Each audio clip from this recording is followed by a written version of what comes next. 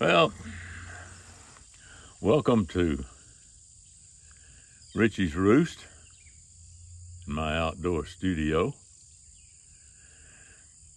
We're a little late this week coming out with our video because it has been a very interesting week this past week.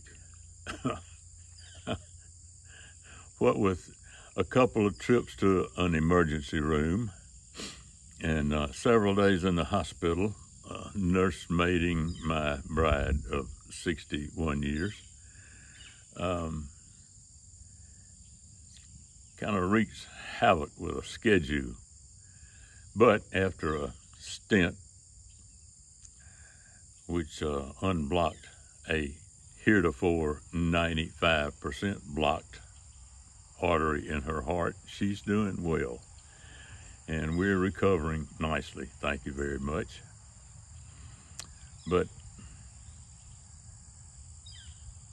things like that will tend to sort of get you off schedule a little bit. So you'll forgive me. And if you won't forgive me, I'll give you your money back. Now, past couple of 3 weeks, we've held some interesting conversations with some very interesting people. And by the way, I get folks all the time asking me where I come up with all these interesting people. Look, everybody has a story. You have an interesting story, whether you believe that or not. I will give you a little exercise to do that I just talked to a good friend of mine to do. He was saying that he wasn't anything out of the ordinary. I said, take a piece of paper and start listing things under the title, Things I Have Done. You will be amazed. I mean, everything from cutting grass to your first job interview. You'll need a lot of paper. You'll have hundreds of things to list. Anyway, try that. So we're not going to have a conversation with anybody else today, but just you and me. And a couple of things I thought, I've been thinking this past week, had plenty of time thinking, sitting up in the waiting room in a hospital, about conversations. I have a sort of a guideline that I use in conversations. One is you must be direct. You look at the people, you look them in the eye that you're holding conversations with, regardless of whether it's being reviewed or not, or videoed or not. You need to look at them, so be direct. Second thing is you need to be intense. You don't look all up around and everywhere, where you're intent on getting the information that you'd like to present to the other folks or to gain yourself. And the third thing is you need to have confidence in your ability to talk with them. And when I started thinking about those 3 things, about being direct and intense and confident, that conjured up an old story. Of course, my bride and most of my good friends say that most everything I think about conjures up a story. And I guess it does.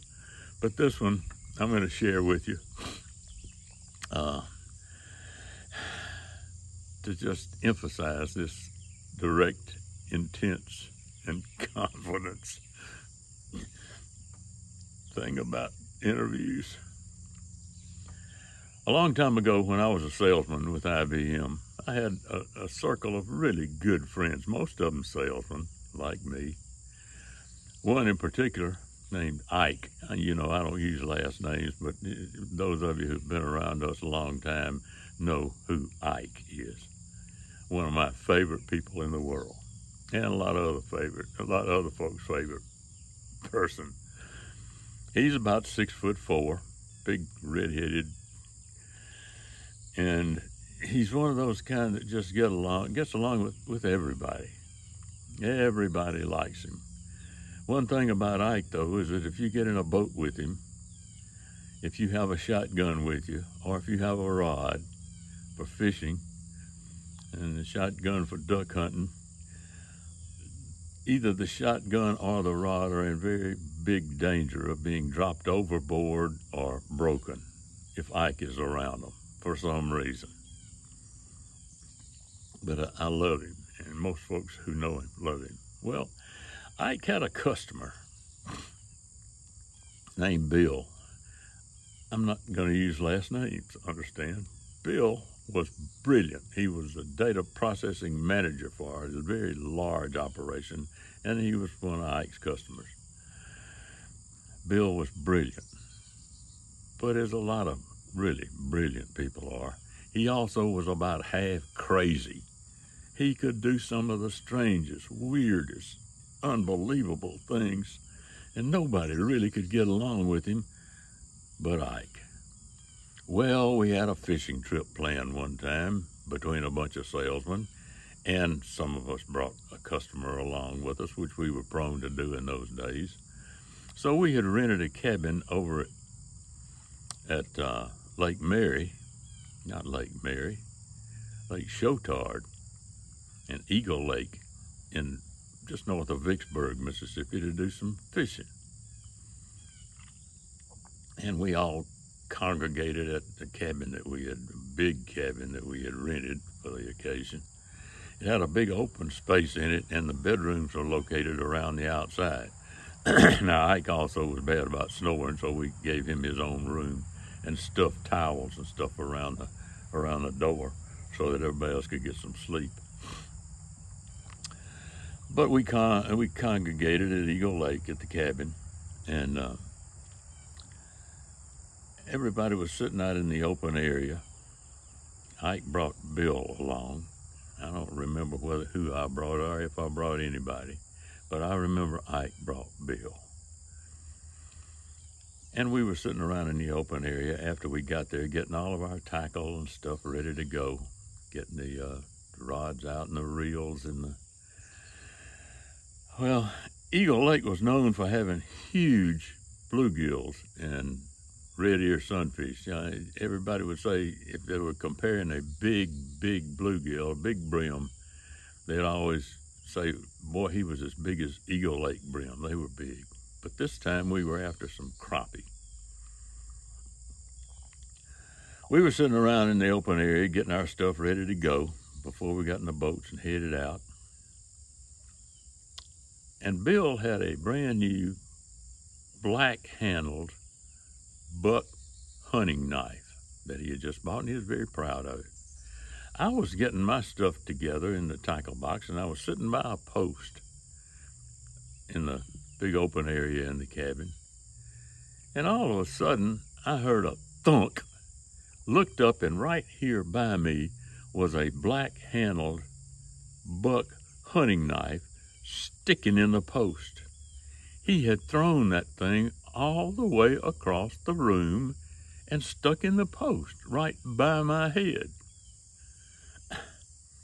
Well, I'm tolerant usually of folks doing crazy things, but that one just kind of stirred me up. So I got up, nodded to Ike. He nodded back at me. I pulled the knife out of the post and carried it over to where Bill was sitting and handed him his knife. I said, Bill, take your hunting knife and put it in your scabbard. And if I catch that hunting knife out of the scabbard for the rest of the weekend, regardless of what you're using it for, cutting a fishing line or anything else, if I catch it out of your scabbard, I'm going to whip your,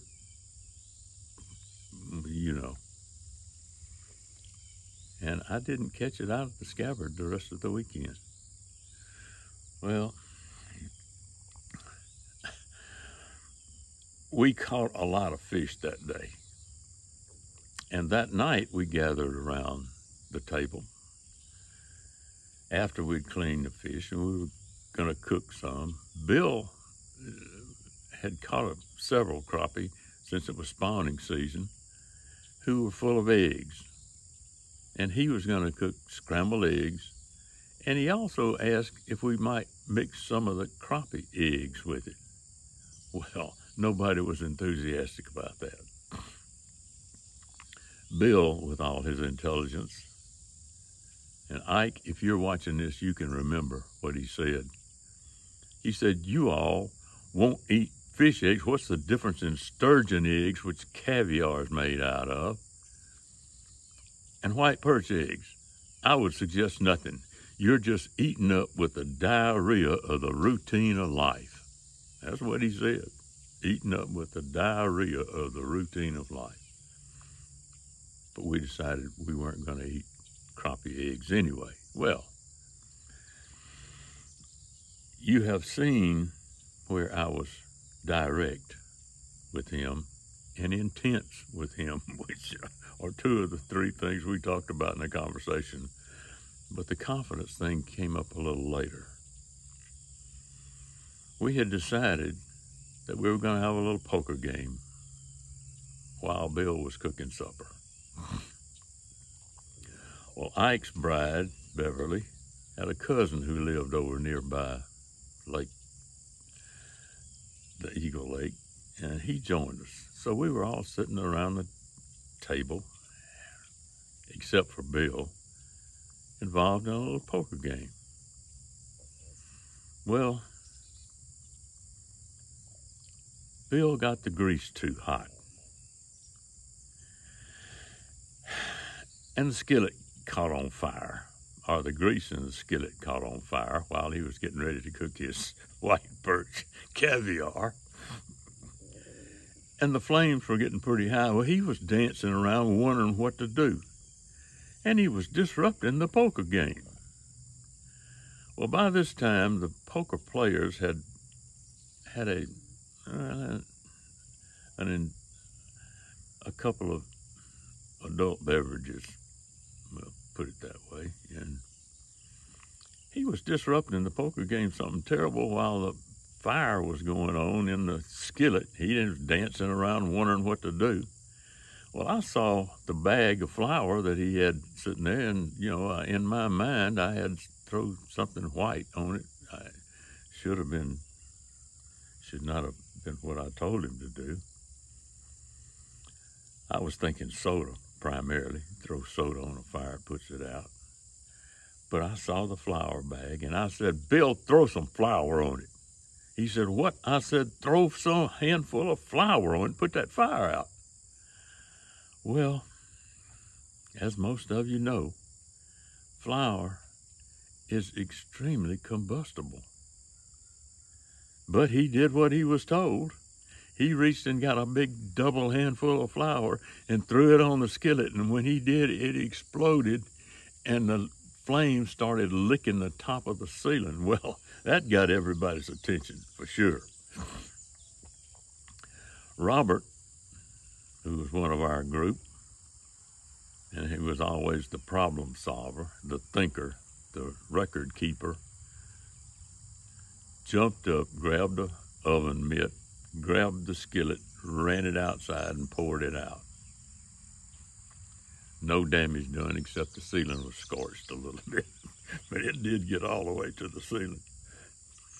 So the crappie eggs and the regular eggs all out in the yard now, and we were getting things kind of back to normal. And Ike's cousin-in-law, I guess, who lived out there and was playing poker with us, looked over at me after a while and he said, "Boy, didn't you know flour'd burn?" I said, "Well, why, if you knew so much, why didn't you say something about it when I told him what to do?" He said, "Well, you sounded like you knew what you was talking about." Well, that's confidence. I was very confident in telling Bill to throw that flour, and sometimes that can sort of backfire. But that's the story I thought about. And Ike, if you're watching this, you can remember every bit of this story. And Robert, you too. So while you're doing a conversation, be direct, be intense, and use a lot of confidence, whether that confidence is backed by good sense or not. That's my advice to you for this morning. And I hope you'll keep it in mind. But most of all, I hope you check out the JimRitchie.us website and be with us as we talk about something else next week. I'm Jim Ritchie, and until then, I'll see you next time.